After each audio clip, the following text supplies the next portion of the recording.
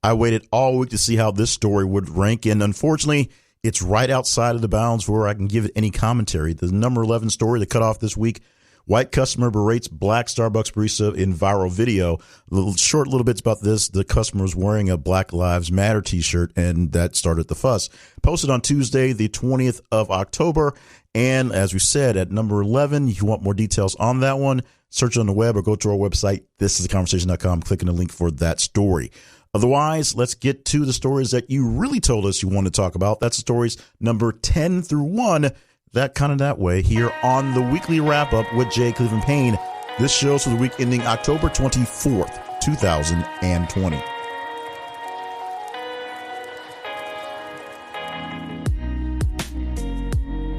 And welcome to the show. Jay Cleveland Payne, the host of this podcast called The Weekly Wrap-Up. This is a wrap-up of weekly news shows, news headlines, I should say, that are posted throughout the week at the social media sites attached to The Conversation Project. All information on all that found at The Conversation or thisistheconversation.com. And of course, our social media sites are th_conversation for Twitter and This Is The Conversation for Facebook. Now, if you've been here a few times, you understand and know how that works. If you haven't, well, here's quickly what happens. We post a news headline and a link to a story on various different sources about every 50 minutes going all day, all night from Friday to Friday. We basically post to cut it off from Friday midnight to about Friday 4 to 5 in the morning on Central Time, going that 7 days and 5 hours or whatnot. And then we take at the end of the week when we cut the stories off, we put all the stories listed into a spreadsheet and decides how they've been engaged with on Twitter and Facebook. So the more engagement you give to a story, liking them, loving them, hating them, whatever, gives it a higher score. We give it a total single raw score so that everything gets more or less an apples to apples comparison. Then we rank them up from top to bottom, and we do some eliminations. We'll explain that in a little bit.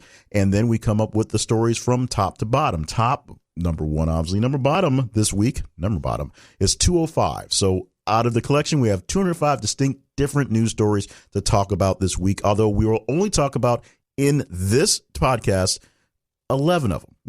12 if you count the cutoff story we talked about at the beginning in the tease. We'll talk about the top 10 stories from 10 to 1 in just a moment. And at the very end, we'll give you a little bit details on the story at number 205, the almost relevant story of the week, because we'll tell you just why it's so low scoring. But you can find out every single story that we posted and more details about all of them by going to our website. This is theconversation.com. Click on the link for this week's podcast week ending October 24th, 2020.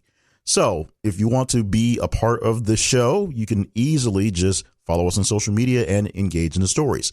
th_conversation on Twitter. This is Conversation on Facebook. You can actually even contribute to the show by going to thisistheconversation.com/partnerships and see how that happens. And anytime you see one of our properties, we have a newsletter, we have the feeds going back and forth, this podcast, the website. If you click on a link for any of our sponsors, we get a little bit of that and help keeps things going here as well. You can also reach out to us. There are some us's, although I'm about 90% of the us. You can reach out to us here at the show by emailing theconversationinbox@gmail.com. All that said, let's get to the numbers. Starting at number 10. This story, like I said, I was waiting all week to get to the story number 11, hopefully to talk about it, and now I can't. But we are going to talk about this one, which is still pretty cool anyway. Your headline, a rapidly rising Australian UFC fighter says he lives in a van with his dog because he effing hates paying rent and bills. TheInsider.com brought us this one, and we brought it to you on Wednesday, the 21st of October. This one gets a bump in response, meaning more people wanted to talk about this story by leaps and bounds, about 14.93%. And by the way, this is a story this is why the Facebook and the Twitter are separate and why they're both important. This story made it into the top 10 by being the top rated Facebook story we had this week. It had that much response on the Facebook that it pulled it all the way up from what was a lower, no response, more or less on Twitter, to put it in the top 10.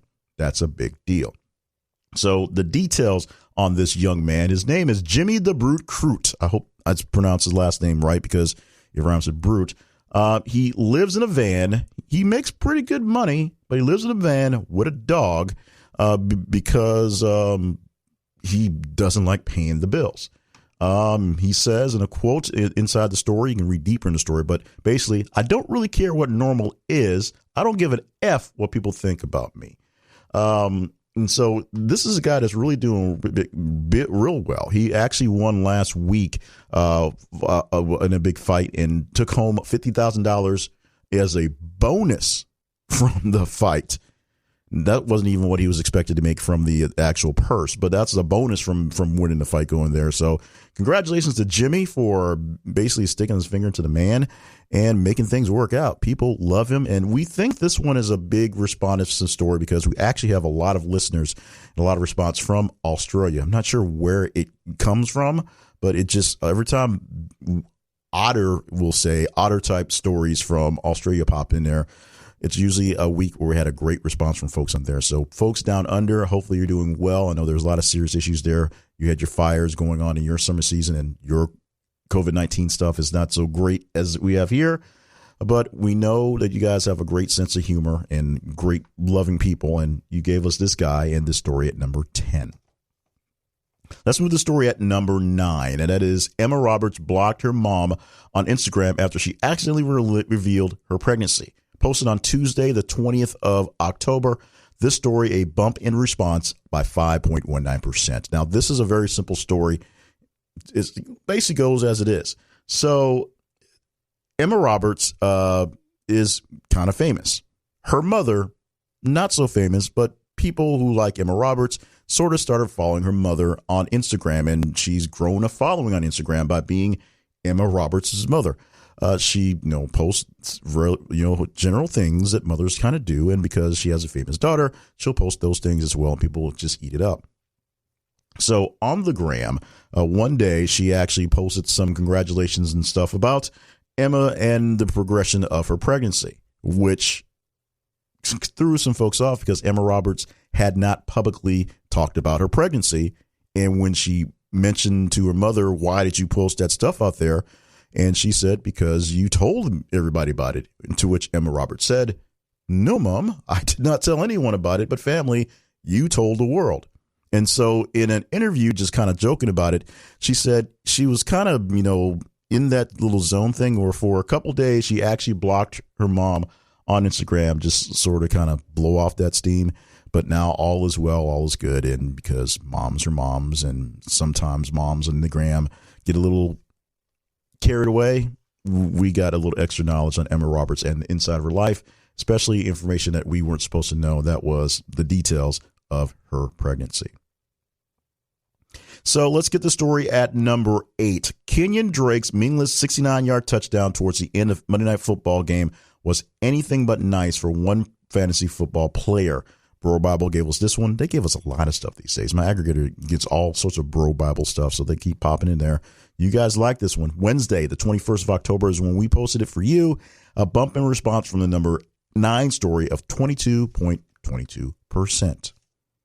Now, one of the oddities about some of the stories that we post, because we have to fill 24 hours worth of stories and basically about 30 to 36 hours of posts within a day, is the fact that some of these things are coming from places where, just like the other news cycles have to fill their stuff, the other news places have to fill their stuff, are essentially accounts of things that happen to other people that people can find a way to write them as funny. The Cowboys and the Cardinals had a game on Monday Night Football, and it was pretty much a blowout blast that wasn't happy for Cowboy fans. But basically what happened was Drake, who plays for the Cardinals, gets this big touchdown at the end of the game. It's meaningless. It costs nothing to the score. It doesn't mean anything for the game. But what happened was someone posted on the social medias, and it got picked up, on how they lost a fantasy football matchup that weekend on that meaningless touchdown for that game, because someone who hadn't changed their lineup since week 2, had this player on their team who otherwise doesn't do very much anyway. And because the guy was winning up until Monday Night Football, that one touchdown knocked him out of the contention. Now, if you're a fantasy football player, you know all sorts of weirdness happens to knock you off your game when you think you've got the winning lineup, and then all of a sudden, everybody gets food poisoning and doesn't play well, and you lose. Especially this season, as the COVID-19 becomes an issue for people's money playing fantasy football. This wasn't a people's money thing per se, or a COVID-19 thing per se, but this is just the fact that some guy got in the field, scored a touchdown when it didn't mean anything, and because someone hadn't changed their roster in weeks and wasn't really expected to do anything, it killed somebody who had changed their roster in weeks and was hoping to actually win. So if you're a fantasy football player and you're one of those folks that get in the league and then sort of forget about it, check your stats every week, at least every couple of weeks, so you know how things are going. Don't just jump in there and disappear. We kind of need you to be in the game, if you will. Number 7, legendary Minneapolis Star-Tribune sports columnist Sid Hartman dies at the age of 100. The Star-Tribune, of course, where we got the source for this one, the main source of the source, Monday, the 19th of October, when we posted this one, and this bumper response from the number 8 story, 7 goes up by 6.06%. To go deeper into his life, go to our website, thisistheconversation.com. Click the link for this week's podcast, week ending October 24th, 2020, and you can go deeper into the full write-up they did because it showed a great loving and just caring response by the paper on one of their beloveds. But I'm going to read the first couple paragraphs so you get some sort of idea of what people thought about him and what he was doing up until the age of 100. Sid Hartman was, for all of his 100-plus years, a hometown guy. Born on the north side of Minneapolis on March 15, 1920, he worked for newspapers in his hometown for nearly his entire life until his death on Sunday afternoon. From a humble start, selling newspapers on the streets in 1928, he wrote about sports for the Star-Tribune for the ensuing decades. He was still writing 3 columns a week, his final one appearing on the day he died. Quote, "My father's extraordinary and resilient life has come to a peaceful conclusion surrounded by his family," his son, Chad Hartman, tweeted earlier Sunday afternoon announcing his passing. More from Chad. "I want to make it clear, he didn't die from COVID, but COVID took away the enjoyment from his life by making him stay home.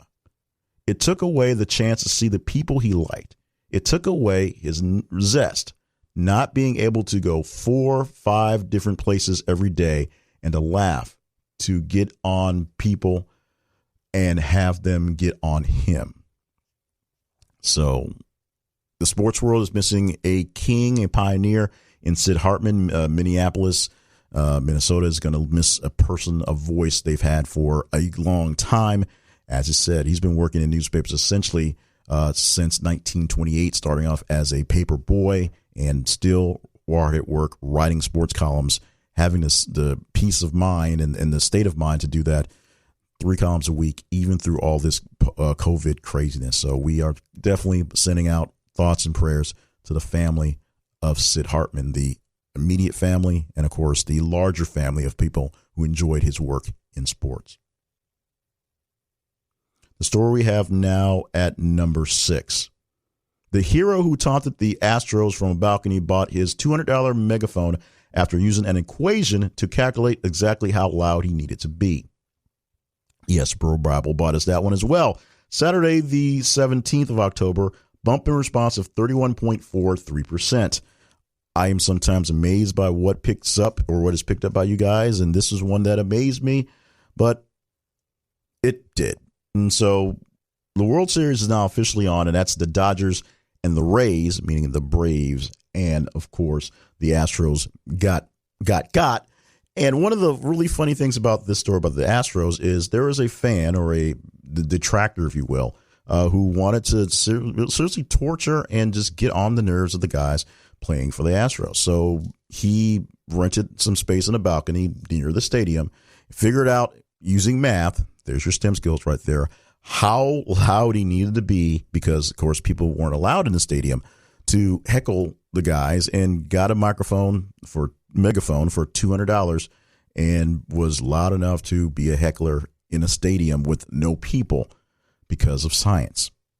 There you go. So using his powers for not exactly good, but sometimes really, really great. As I say, I wonder about some of the stories that attract people. I also wonder about some of the stories that the Bro Bible blog thing, if you will, picks up. But they tend to be pretty popular. You tend to think it was popular enough to sit at the number 6 spot for this week. At number 5, former NFL running back Larry Johnson believes LeBron James committed a satanic blood sacrifice with Kobe Bryant to win NBA championship. Yes, this one made the top 5. Saturday, the 17th of October, also for this one. So, yes, it was a weird day on Saturday with stories popping up. Bump in response on this one is just slight, just 0.72%. So these two stories are essentially twins of each other in the craziness and in their ranking. But this one right here ranks just a bit higher. Now, I'm not going to go into the story deeper. You can go click on it and read the link at our website, thisistheconversation.com, and click the link for the Cruise podcast. But here's the dealio. Former running back Larry Johnson of the NFL went on a tirade believing that LeBron James, to get that next championship for himself and to tie the championships for the Lakers, had some sort of blood sacrifice for Kobe Bryant. And apparently people really took him seriously, or maybe took himself extra serious. Sometimes I wonder about the stories that get into these things, and this is one that had a lot of, be honest, a lot of Twitter a tweet about this one. There are a lot of conspiracy theories about the Lakers and about LeBron James, and this is one of the more odder ones that I think I've ever seen, at least about LeBron James. And so there's some really weird things about OJ that's still floating around that, people want to believe. But you have the right to believe what you want to believe on this one on your own. I'm going to back away from this one and let you know that you can read more about this one at our website. You want to chat about this one offline, email me at theconversationinbox@gmail.com. Next up, the story at number 4. This is what we call a super story. A super story is a story where we have similar headlines for things that basically get updated over a course of time, and we will then add their totals together to make sure they're not all over the place, just have them in one spot.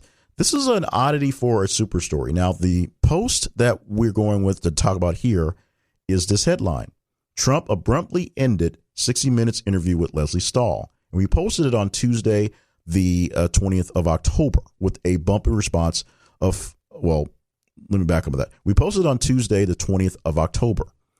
From there, we had 2 other subsequent posts to add into this super story.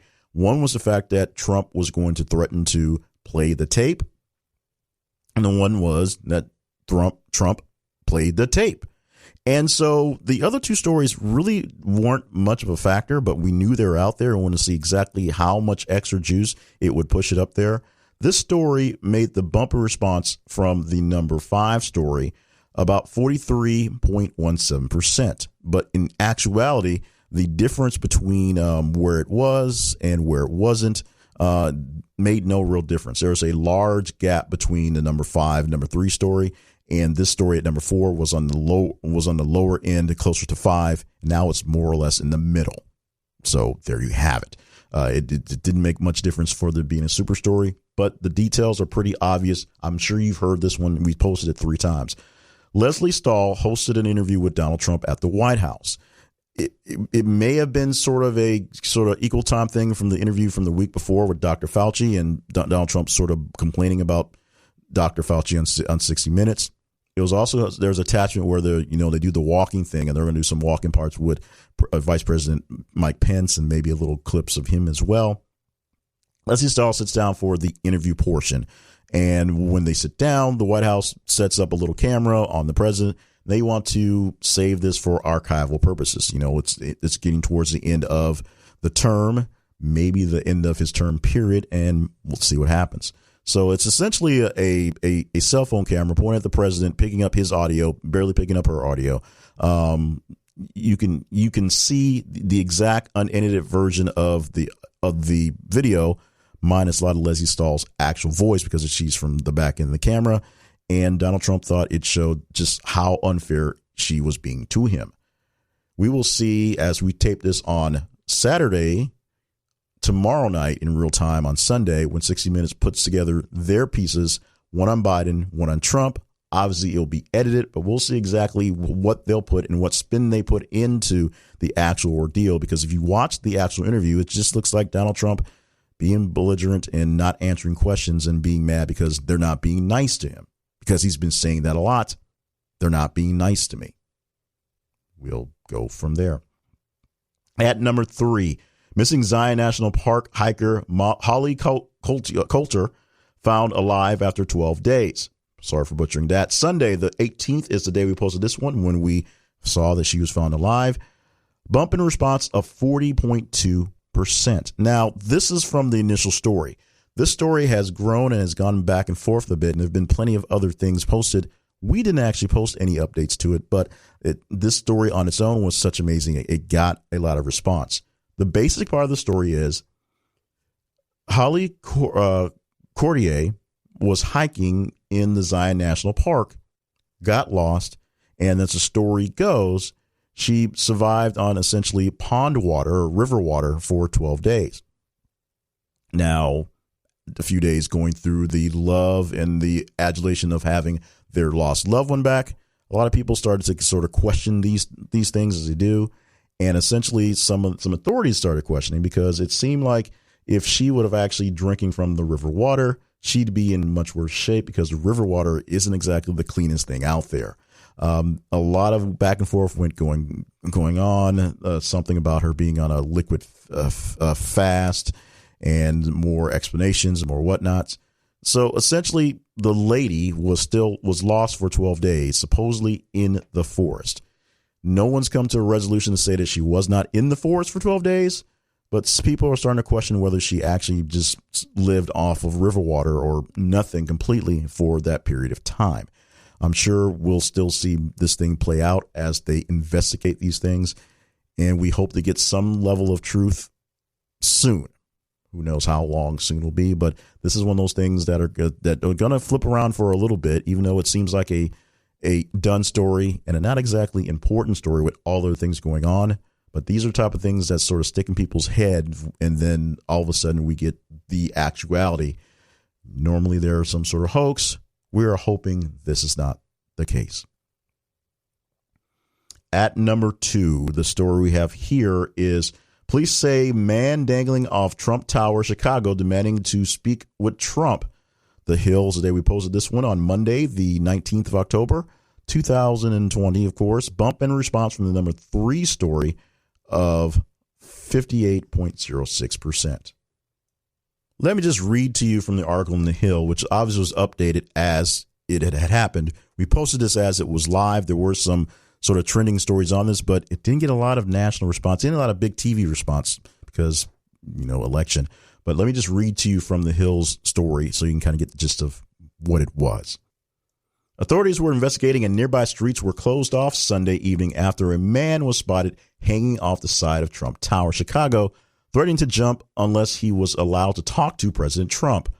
According to the Chicago Sun-Times, the man is in his 20s and was dangling off a balcony for more than 2 hours Sunday night. Police told the outlet a negotiator was attempting to get the man safely down after he threatened to kill himself. Authorities also said the man appeared to be using a climbing harness. The update added a few hours later a tweet from Tom Ahern, who was a spokesperson for Chicago PD, Tom Ahern, CPD. Update, situation resolved peacefully by negotiators, suspect in custody, no injuries. And that's it. If you want to see some of the pictures of it, you can go to our website, thisisaconversation.com, click the link for this week's podcast, and there's a big video, one of those speaking videos that does the news that shows what's going on. We actually posted this week. We attempted to redo the afternoon check-ins, and this was one of the stories that was very high on that afternoon, and so, or the Monday into the afternoon, since it's posted through the weekend. So we had a chance to get that into there. So we're glad about that, I guess. But what was really, really interesting is the fact that this thing could have been a bigger thing, but wasn't a very big thing. And honestly, I think, no TV coverage of it whatsoever. I know I heard some of it maybe on the radio, maybe at some internet stuff, but I saw no actual CNN, MSNBC, Fox News breaking news stories on this one. So we've come to the story at number 1, which gets the fanfare it deserves for all the hard work it did this week to be the top story. It is the top Twitter story, which, as we say, Twitter rules this thing. So that basically means it's number 1 on its own. This story gets a bump in response from the number 2 story, and a lot of big jumps this week of 20.86%. It gets a bump in response from the number 10 story. That story was on the Australian UFC fighter living in a car with his dog because he ain't paying the bills, or doesn't want to pay the bills. He can. That bump in response is 592%. And from the almost irrelevant story of the week, which we'll tell you about in moments, but that story listed at number 205 this week, the bump in response, this story is more responsive by 53,200%. It also, of all 205 stories this week, had the engagement percentage. It means of people who actually touched, felt, and shared and did what they want to with the story of 8.97%. So almost 10% of everybody who was in this thing this week had a chance to deal with this story. And here's your headline. And the poorly transcribed headline I see now: Pat Chambers stepping down at Penn State head basketball coach. Should be as Penn State's head basketball coach. I wanted to add Penn State in the title when I did that. And apparently, fat fingers on the phone don't work out so well. Posted on Wednesday, the 21st of October. And as we said, this was a top Twitter story, all the accolades it got. And it's really, really weird to be talking about college basketball right now. Not because we should be talking about college basketball right now, which we actually probably should be. It's really weird to be talking about college basketball right now because we just literally about 2 weeks ago wrapped up the NBA. And, of course, last year with the lack of madness in March Madness, there was no NCAA tournament for men or women, period. It's kind of off-putting. People should be going crazy, going nuts with football. Of course, should have started earlier as well. As they prepare for the early rankings of college basketball and right about now, the opening of preseasons and very early openings of the NBA. So that on its own is a weird thing. So there's not much going on to really warrant the shifting of guards, but apparently we're already firing basketball coaches before the season even gets kicked off. Let's read from the story that we have. The source of the story is College Hoops Today. I think is a blog because it's someone doing stuff. I think he's a podcaster, but this is a source of the story that we use for this. Obviously, it was all over the place. Pat Chambers is resigning as Penn State's head basketball coach, according to multiple sources with knowledge of the situation. An official announcement is expected soon. The 49-year-old head coach had his best team in state college last season, finishing 21-10 overall and 11-9 in the Big Ten.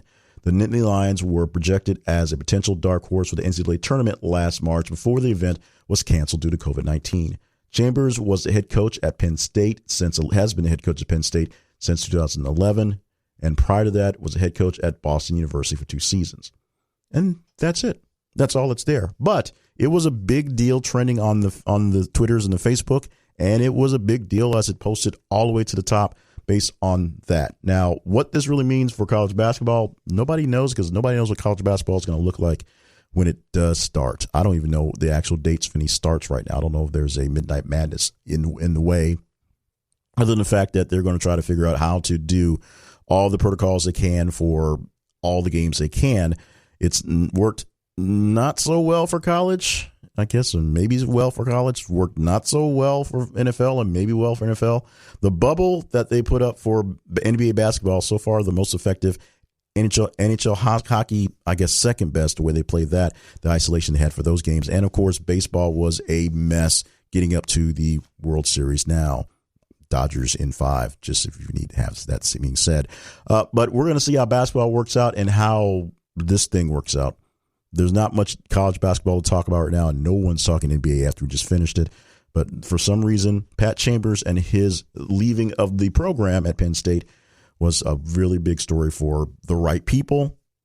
I'm not sure the Australians made this choice, but the right people picked it, and it is at the top story this week. So if you want more stories about odd choices in firing people and odd choices in seasons, you just keep doing what you're doing. And if you want more stories with other things in them, you do more of what you're not doing. And it's probably being engaged with our social media.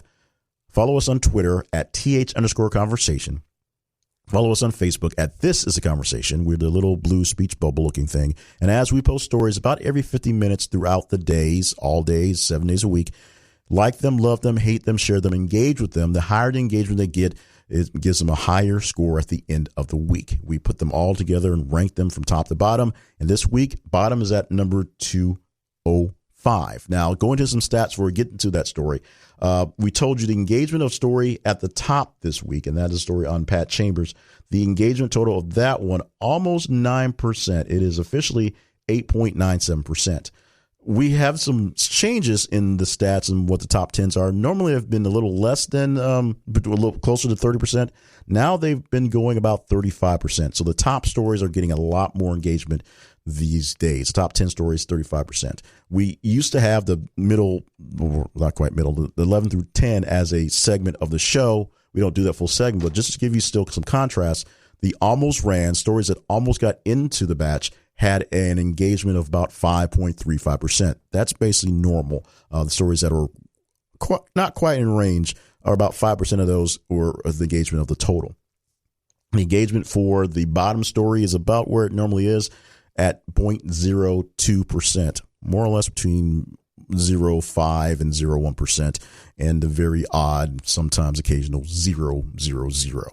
The story at that headline reads like this: SABC News presenter fired while on the air. This is about South African Broadcast Company. There's a lot of different ABCs. This is South African Broadcast Company. And it wasn't just her, by the way. TV news presenter Palisa Chalbuski was among 13 SABC employees to become the casualty of the public protector's report on the SABC shenanigans after she was allegedly fired while on the air Monday. The corporation confirmed on Monday night that 13 workers had received letters stating their readjustment of their employment status with the broadcaster. This story goes deeper and deeper. Let me go to skip a little bit. In the report, the complainant stated that in April 2016, the SABC appointed Chalbuski permanently in the position without following and adhering to recruitment procedures and prescripts that were applicable. Sorry about that. At the time, she was referred and appointed ahead of other candidates that were suitably qualified and experienced for the position. The appointment was described as amounting to maladministration and impropriety. In their findings, Chalbuski said that SABC failed to advertise the vacant position as required by its recruitment policy. She found that the appointment of Chalbuski violated Section 1862 of the LRA and 261 of the Broadcasting Act, as well as Part B and Part D1 of the SAB recruitment policy. Going deeper in the story, which you'll need to go through and read it out there. The action basically was to essentially fire a bunch of people that were essentially hired that were maybe not so much unqualified, but did not go through the process. And unfortunately, it happened while many of these people were doing their job. Now, this is in South Africa, so there's no way that I can think of anyone in particular who may know deeper details of this. This was a story that popped up and did not get a lot of love, so there's that. But this is something that's a very interesting story to look into. Check out the story, the article, the full readout on the independent blog, IOI, if you're into journalism stories, because that doesn't mean something like this could not happen in your major metropolitan area, whether you're here in the United States, maybe Canada or Mexico or Australia or Europe or anywhere around the world. We've got that kind of reach, and we're glad about that. So with that, really quickly going through some other quick details, we talked about the engagements totals, and I didn't get to the big totals. For Twitter this week, always the boss, 85.57%. And for Facebook, going down to the normal levels, Facebook is normally a bit over 10%. This week, 14.43%. This one got a lot of love and a lot of big hits from the brute who just said, F it, I ain't paying no bills. I'm living in a van by the river with me dog. That's what he's doing. You guys love that. We love dog stories around here. And we love you guys for being a part of this story that is the weekly wrap-up with conversations. We'll call it a story with various very odd chapters in the middle.